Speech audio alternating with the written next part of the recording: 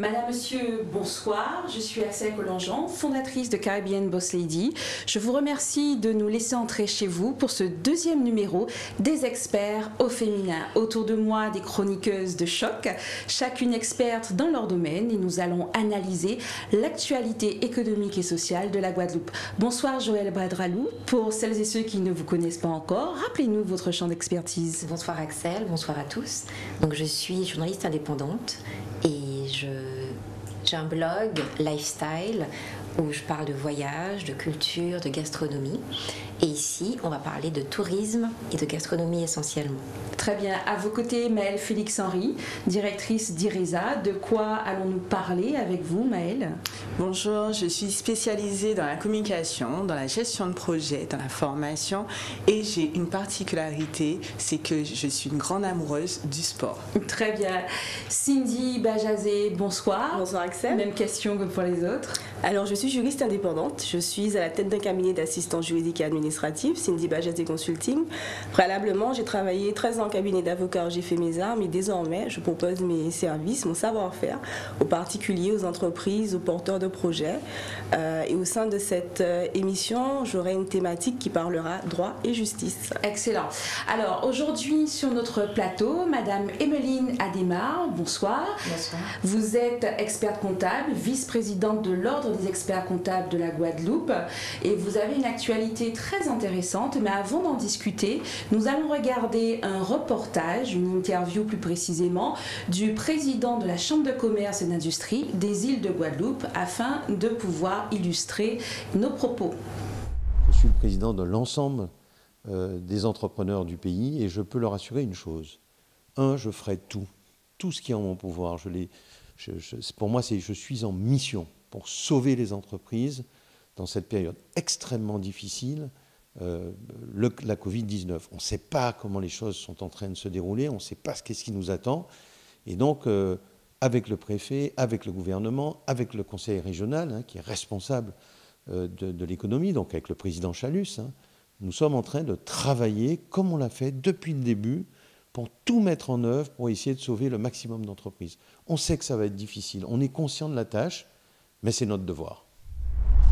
Alors, Madame Adémar, on vient d'entendre Patrick Vial-Collet qui dit qu'il va faire de tout son possible pour sauver les entreprises de Guadeloupe. Le mot est fort, sauver.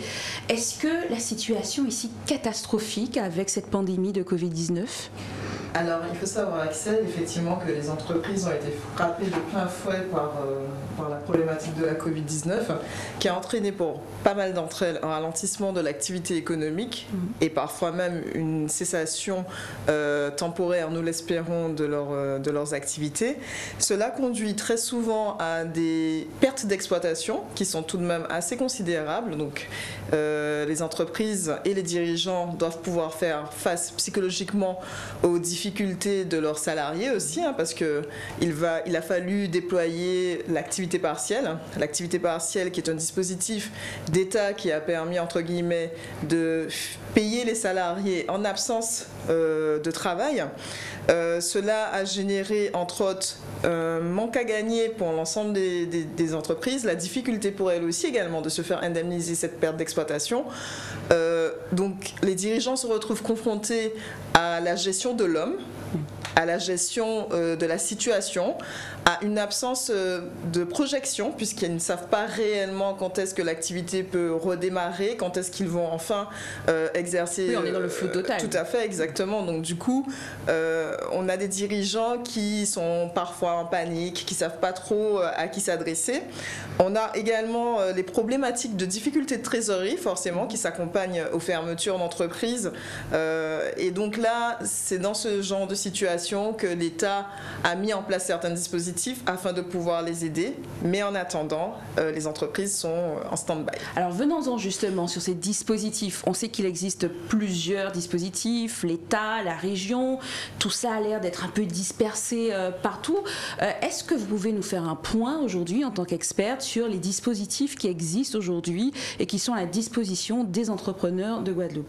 Alors ces dispositifs sont relativement nombreux. On peut citer entre autres un un des dispositifs qui a bien fonctionné, c'est le prêt garanti État. Donc l'objectif, c'était de pouvoir soutenir une entreprise en lui prêtant, enfin en mettant à disposition un emprunt assuré, enfin du moins garanti par la BPI, qui allait jusqu'à 25% du chiffre d'affaires de l'entité en fonction de l'exercice concerné. Ça peut être 2020, ça peut être 2019. Donc c'est vrai qu'il y a une analyse des dossiers qui a été menée. Donc ce prêt est mobilisé auprès des banques.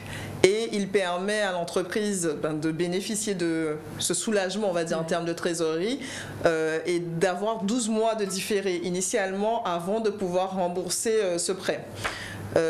Face à la situation, il y a eu des dispositifs qui ont permis d'allonger aussi la possibilité de rembourser au-delà de ces 12 mois et même parfois de pouvoir étaler le remboursement sur 5 ans. Très bien, ça c'est pour le prêt garanti par l'État. Tout à fait. D'autres dispositifs existent aussi. Oui, tout à fait. Donc toute la partie liée au chômage partiel, à l'activité partielle, comme je le disais effectivement, où en fait on a un financement qui est versé par l'ASP, donc lorsque les dirigeants effectuent les bulletins de paie de leurs salariés. Donc il y a une prise en charge par la suite qui est effectuée de telle sorte que le salaire soit assuré, du moins pour les dirigeants, enfin pour les salariés dans une certaine mesure. On a eu également le prêt rebond au niveau de la BPI qui malheureusement c'est entre guillemets terminé, donc c'est un prêt qui permettait d'aller jusqu'à 50 000 €. Et actuellement, en termes de dispositifs récents, on va dire qui est actif depuis juin 2021, on a l'aide résilience, enfin le fonds résilience, qui est un fonds qui a été activé par la région et qui permet à certaines entreprises du coup de bénéficier d'une avance remboursable sous certaines conditions, entre autres avoir moins de 20 salariés et autres, enfin ce sont des conditions. Est-ce que ce sont des entreprises qui sont qui font partie d'un secteur en particulier ou tous les secteurs? Non, là c'est toutes les entreprises qui peuvent y être éligibles, mais il y a certains seuils qui ne peuvent pas être dépassés, notamment en termes de chiffre d'affaires. Donc là, ce fonds-là s'adresse très souvent aux très petites entreprises. Voilà. Qui avaient beaucoup de mal à mobiliser les autres dispositifs. Tout à fait, exactement. Alors, l'avantage, c'est qu'effectivement, ce fonds est à disposition de pas mal d'entre elles. L'inconvénient, ou du moins la contrainte, c'est qu'il faut qu'il soit accompagné d'un expert comptable. Puisque très souvent, que ce soit pour le PGE ou même pour l'aide résilience, une attestation d'un expert est requise afin de pouvoir bénéficier de ce type d'aide. Très bien. D'où justement la pertinence de ce dispositif que l'Ordre des experts comptables et le barreau ainsi que d'autres partenaires ont lancé. C'est les experts économiques solidaires. Alors on sait qu'il y a une relance du 15 au 26 novembre. Parlez-nous de ce dispositif d'accompagnement justement. Alors c'est un dispositif qui est mis en place afin de pouvoir aider les entreprises qui n'ont pas d'experts comptables. Donc j'insiste bien là-dessus. Celles qui n'ont pas déjà un accompagnement en place par un de nos professionnels, afin de pouvoir bénéficier de 2 heures gratuites, on va dire quasiment de diagnostic. C'est-à-dire que les dirigeants ont la possibilité de venir, de poser des questions, de faire le point sur la situation de leur entreprise, afin de savoir à quoi est-ce qu'elles peuvent être éligibles, ce dont elles peuvent bénéficier et se faire accompagner d'un professionnel, puisque comme je le disais, actuellement il y a une contrainte, c'est les attestations d'experts. Alors, toujours dans les dispositifs, vous avez aussi le dispositif coût fixe qui permet justement de pouvoir compenser éventuellement un excédent brut d'exploitation négatif. Donc ça aussi c'est très technique.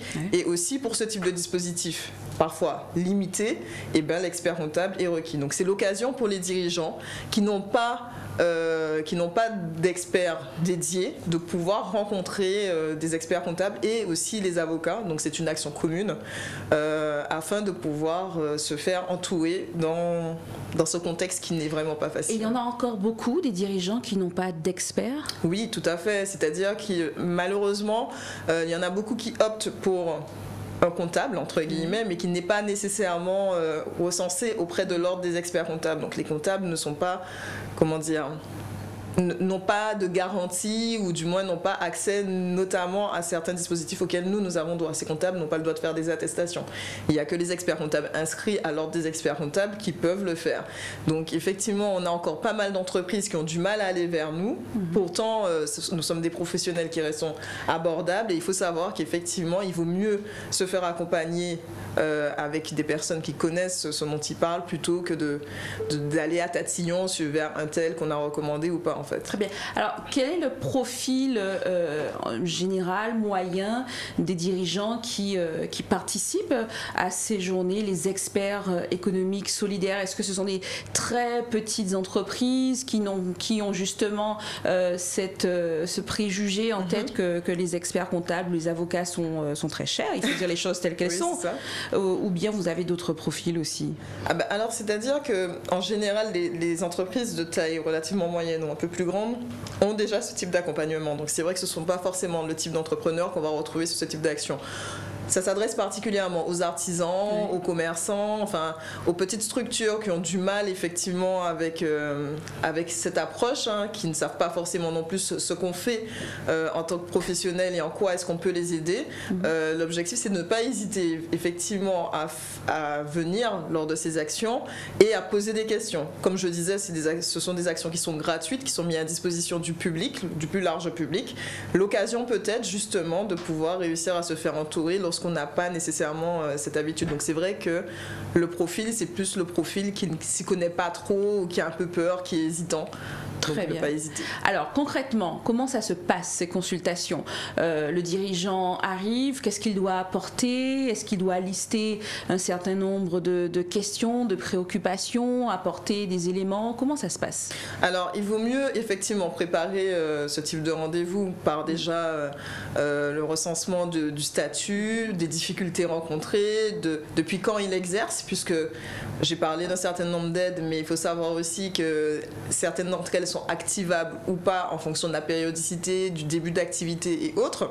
Il faut aussi savoir si le dirigeant il exerce seul, est-ce qu'il a des salariés ou est-ce qu'il a voulu embaucher, ou comment il envisage son rebond, puisque la Covid aussi a mis à mal les dirigeants, mais c'est aussi l'occasion de se remettre en question sur est-ce que mon activité est une activité pérenne ou est-ce qu'il va falloir éventuellement que je me reconvertisse, que je pense à autre chose.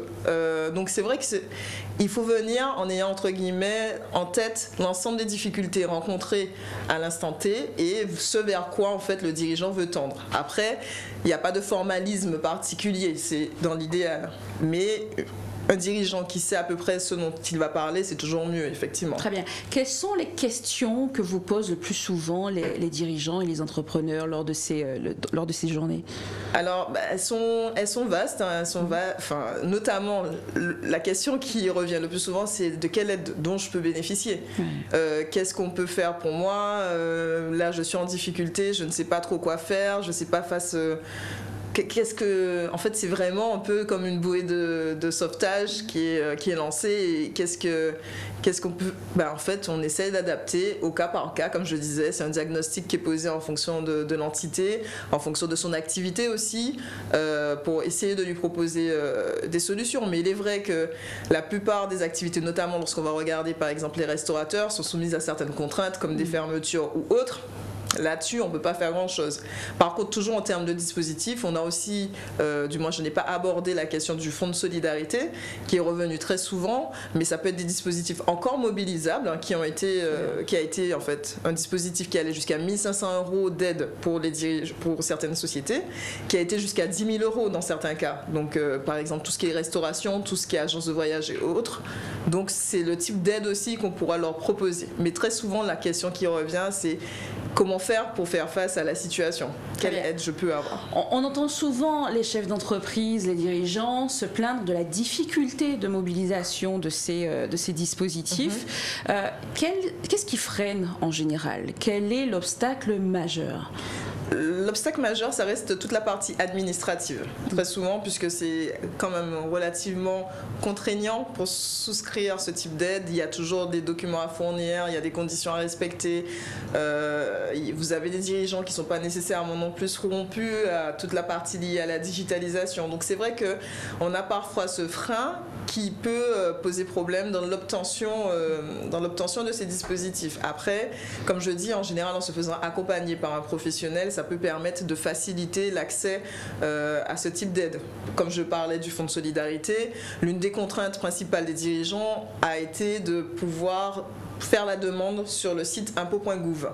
Alors, si un dirigeant n'a pas d'espace impôt.gouv ou qui ne savait pas qu'il devait déclarer son imposition personnelle, ben pour le coup, il n'avait pas droit en fait, il ne bénéficiait pas de cette aide. Ensuite, vous avez d'autres problématiques, comme le fait d'être à jour de ses cotisations sociales et fiscales. Ça revient souvent sur le tapis en Guadeloupe en particulier. Alors, c'est-à-dire que ça, c'est l'une des conditions sine qua non que l'État impose aux dirigeants, entre guillemets, pour pouvoir les aider.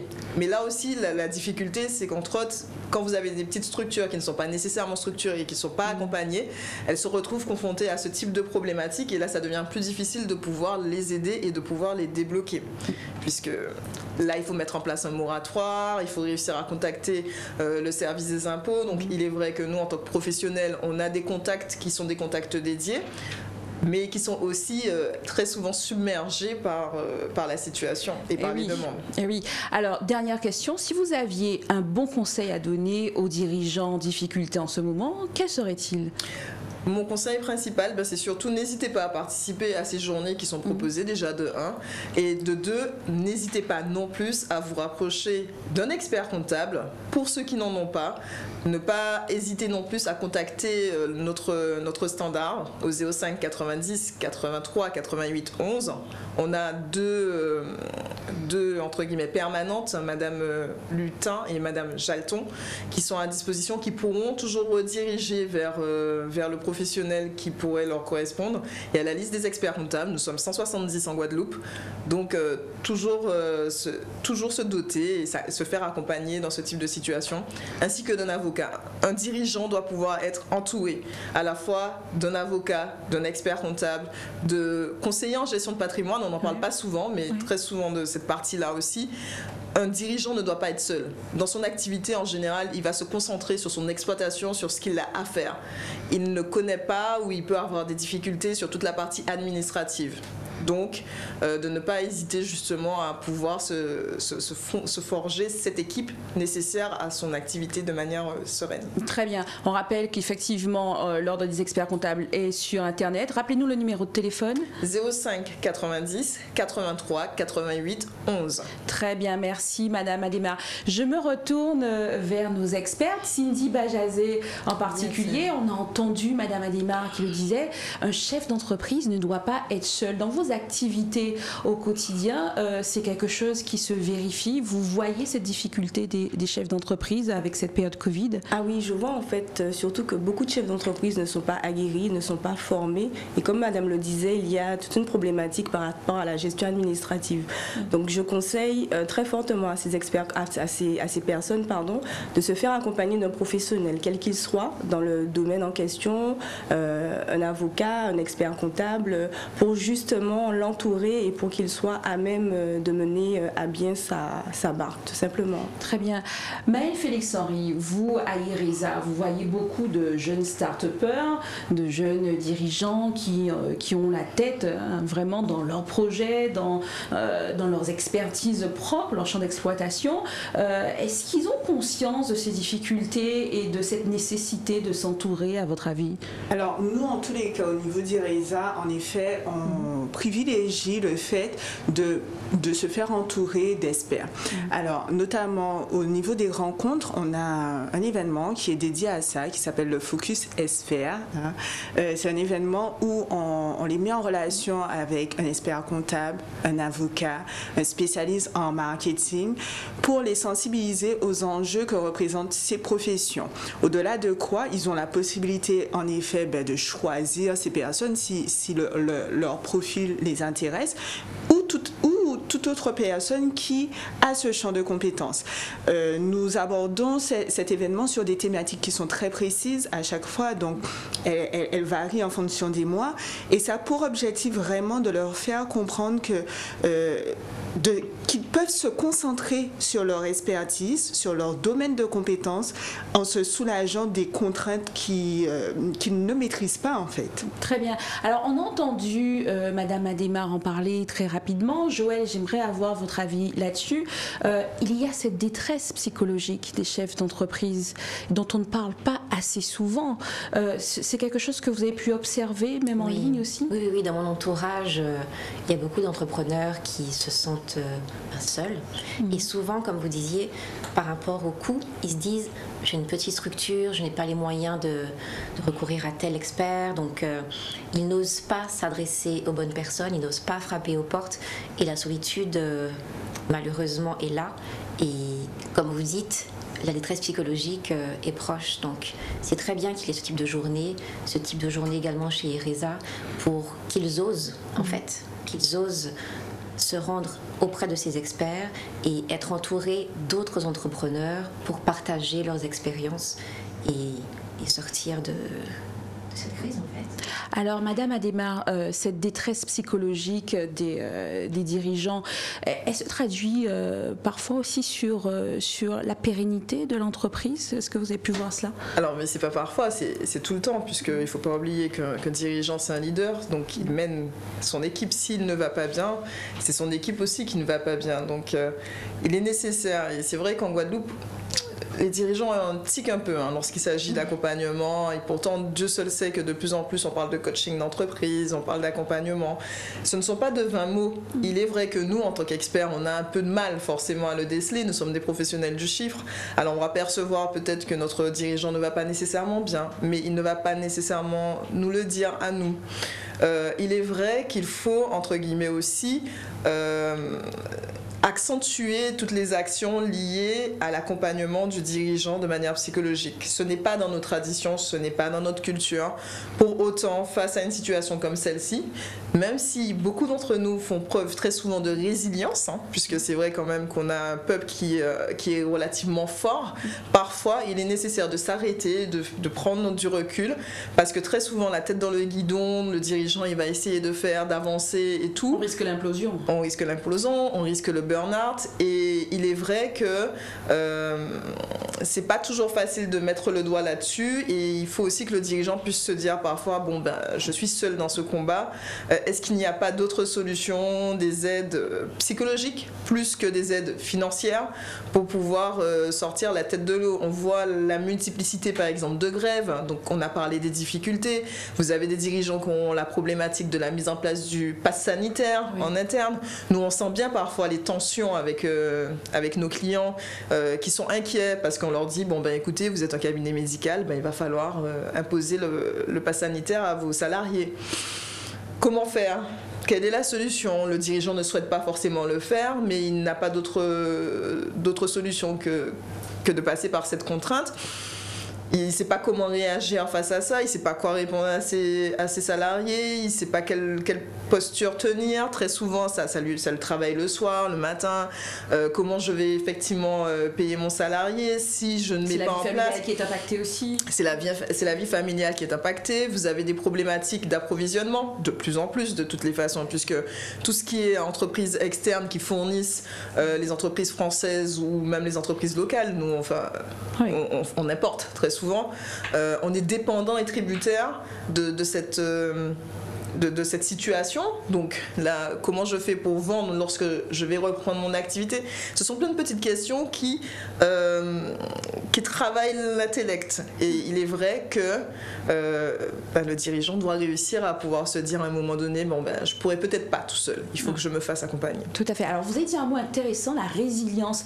Et effectivement, pour tout ce qui est accompagnement psychologique, sans avoir à forcément charger la barque sur l'accompagnement d'experts, moi il y a quelque chose que je trouve trouve très intéressant, et je regarde ces dames qui m'entourent, c'est le réseau d'autres leaders qui vous accompagnent, qui sont autour de vous. Vous en pensez quoi, Maëlle, vous qui êtes au contact direct de ces jeunes entrepreneurs? C'est exactement le sujet qui me passionne, c'est le fait de créer autour de soi, autour de l'entreprise, un véritable réseau, que ce soit au niveau des collaborateurs, que des partenaires, que des freelances aussi, puisqu'il y a énormément d'entreprises qui ne peuvent pas forcément avoir tous les corps de métier en leur sein, mais qui pour autant ont des freelances, notamment dans les métiers tels que la communication, le graphisme, le marketing. Il y a énormément de professions qui gravitent comme ça.